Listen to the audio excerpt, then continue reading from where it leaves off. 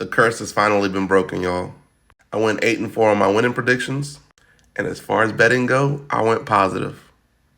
Could have been a much more positive night if Jake Matthews would have did what he needed to do, but that's a whole nother story. Brando Pierchick got the KO in round one, $50 to make 135.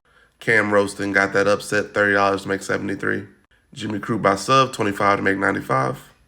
Cam and Ulberg, 42 to make 143, 84. Jenkins double chance, Carlos double chance, 100 to make 216.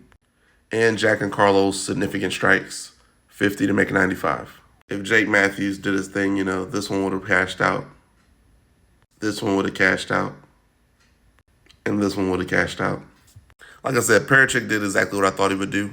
Montague did what I thought she would do, but I thought she would have more success at getting the choke finished. I don't think Malarkey is aware of how better in the striking he was than Bedoya, which forced him to use a lot of the wrestling and tire himself out in the third. But in reality, he could have probably kept this standing for 3 rounds and just beat Bedoya that way. Nah, Musasa's ground game is cooked. Anybody who has a lick of grappling from now on just automatically fade him.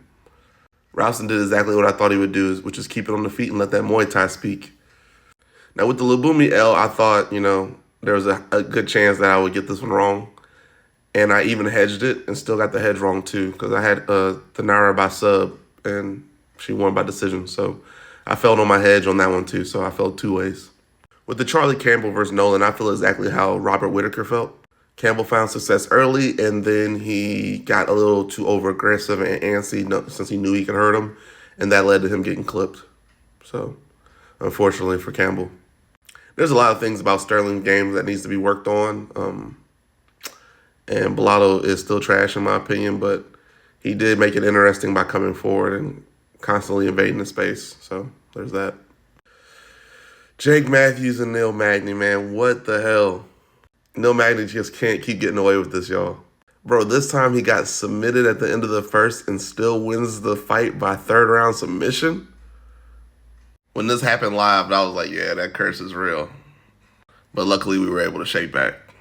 Yeah, I don't like how silly Crute is, but he did his thing against Erslang. He did not let that man get in any kind of advantages in that fight. He did his thing. Got to put more respect on his name, I guess. I mean, I had him winning and stuff, but still, got to put more respect on his name, I think.